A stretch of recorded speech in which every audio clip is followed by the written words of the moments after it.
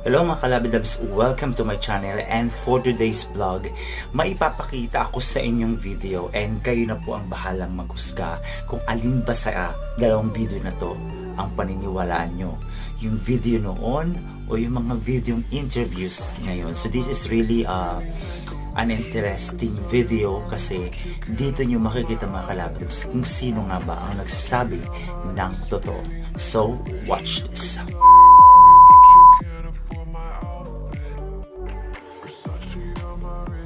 In a press conference in January 2020, Marcos said there's a need to revise children's textbooks because they allegedly teach children lies. And I quote verbatim, nilagay nila sa libro ng textbook ng mga bata na ganito, na mga Marcos ganito ang ninakaw, ganito ang ginawa. Ngayon lumalabas sa korte, hindi totoo lahat ng sinabi ninyo dahil hindi nyo na ipakita. How can the Senate address this issue? I'm sorry. On point of fact, mali na walang pronouncements ang korte tungkol dito. Courts, not just domestically but especially internationally, have spoken unequivocally on the wealth that needs to be at the very least accounted for, and at most, at best, yung dapat ay Vindication for him, and the way Mr. Trump defended the administration of President Marcos, a vindication for him also.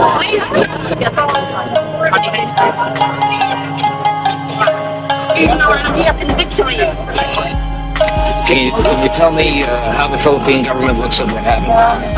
I'm sure that the Philippine government shares with the Filipino people the disappointment over the verdict, but the jury has made its decision and we will abide by that decision.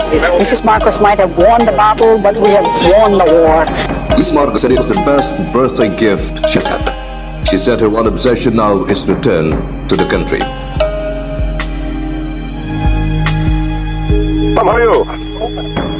Very well, thank you. Kanina pa rin tayo ng TV dito.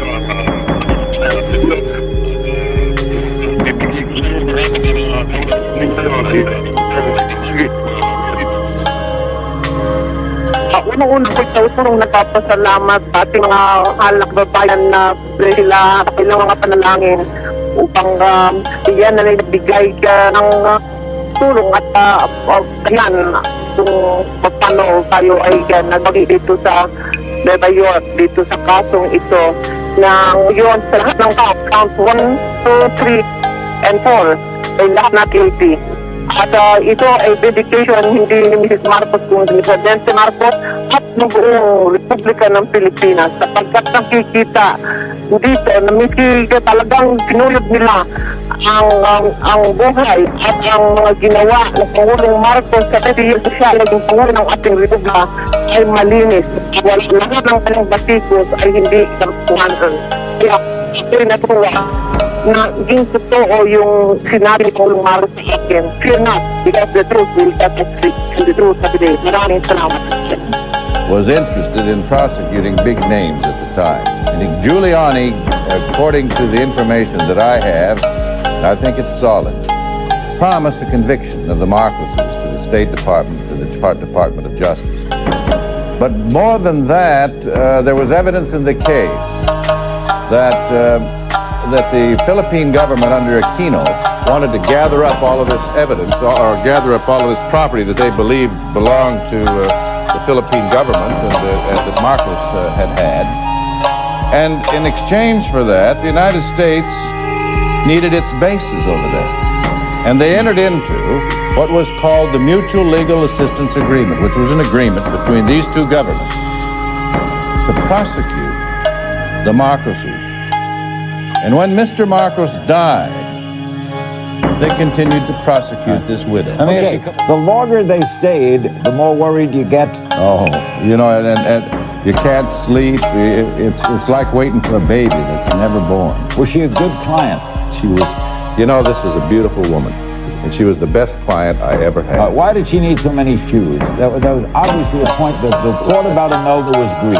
Well, you know, that the thing that they never really understood about Imelda was that she really wasn't a greedy woman. She was very loved, and she is loved, and she's loved by the masses of people in the Philippines. And the people here, everybody that touched her, saw her, fell in love with her. She is an absolutely marvelous wonderful human being. She was gifted. You know, she didn't go out and buy this stuff. People gave it to her. Her husband gave it to her. Rich people, princes, people just loved her and showered her with gifts. And with respect to her shoes, you know, my wife's got 100 pairs of shoes, I think. So what? But in her case, the Philippines poor country, I guess. manufacture shoes, and everybody that manufactured shoes and had a new model pair of shoes wanted to have her have those shoes and wanted her to wear them. And if you'd go back and check her closet out, you'd find that most of them don't even fit her. I'm one person who, I'm looking at you. I had one person, you know, I am one person whose life was changed as a result of the martial law because my mother dared to write a book about you personally. Perhaps I am even representative of many people who would like to talk to you to say, recognize what really happened to us. You have written that. Did I ever confront you or your mother? Never.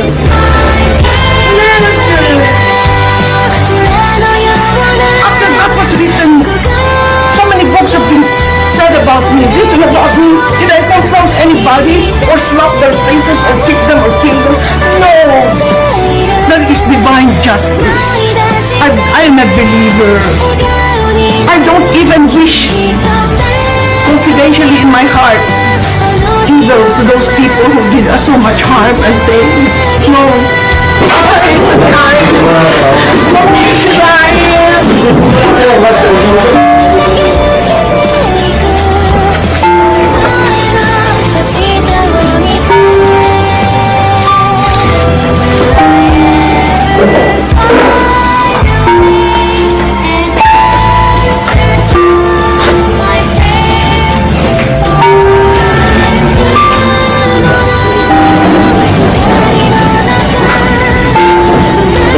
Destroyed our homes in San Juan, my ancestral home in Leyte.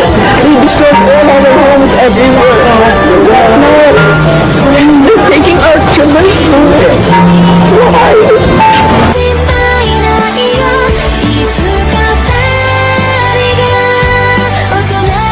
There is a sense that she is slightly unhinged. But I still needed to ask her why she persecuted my family and so many others during martial law. People have disappeared and not come back. No. There was a trial. Mrs. Marcos, what about my family? Remember, my mother wrote a book about your early childhood life and you didn't have a good reaction to it at the beginning. I did not have any reaction because many of them was not true. My father was not impoverished.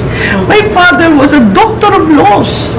My mother showed me a picture of you meeting with Ninoy Aquino just a couple of months before his assassination. A month or two. Did you know anything about the assassination before it happened?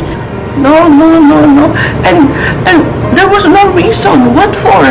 I like Ninoy. I knew even Ninoy before I met Marcos. But he's dead. He's dead under your rule, under the Marcos rule. May I ask you to look in your heart and look at the life that you have led? I'll look at God. I'll look straight at God. And He can strike me dead right now.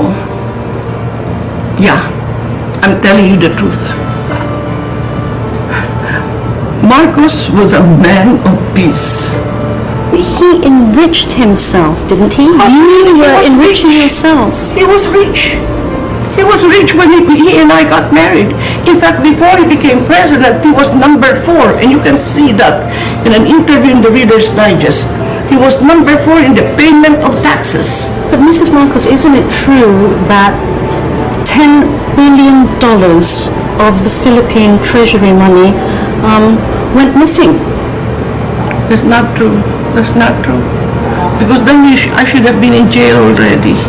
I'll show you the documents. Where is the money though, madam? It's okay.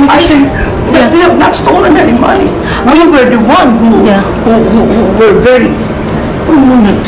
We expected to see some sort of evidence of her innocence. Instead, Imelda showed us volumes filled with nostalgic mementos of her glory days.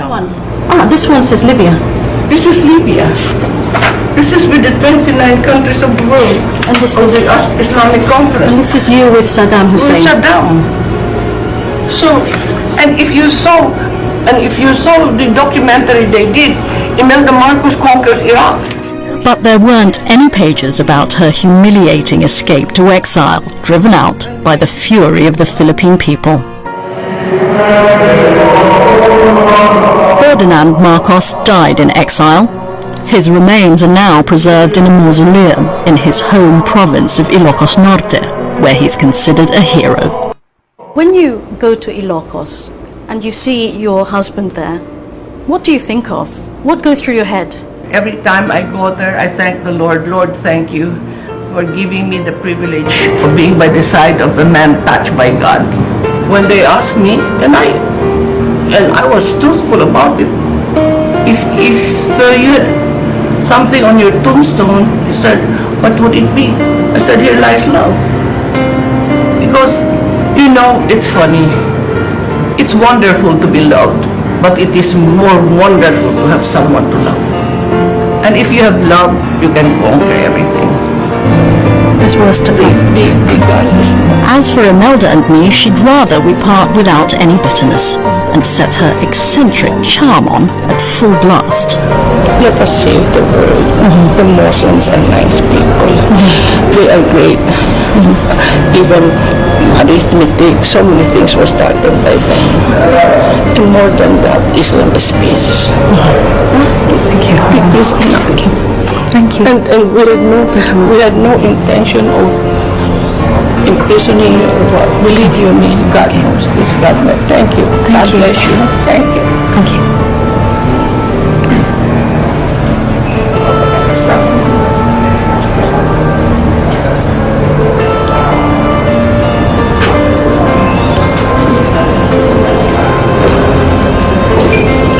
Well, that went on for way longer than I expected it to, and I found myself feeling much sorrier for Mrs. Marcos than I had expected. I mean, there were moments when I was furious with her for I think she truly believes the things that she said to us. Some of it was plainly nonsense. Some of it, I think, was a person towards the end of her life trying to make sense of it. Somebody who came from very specific circumstances. I must say I feel tired, a little exhausted. There were moments when I felt close to tears and even nauseous.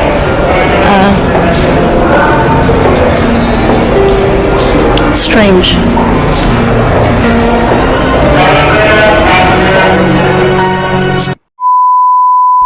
So kayo mga kalabidabs ang bahala mag-decide kung sa tingin nyo alin ba ang mas paniniwalaan nyo. Kasi for me, on my own opinion, on my own belief, sa tingin ko naman hindi madadaya ang mga lumang video na napanood ko.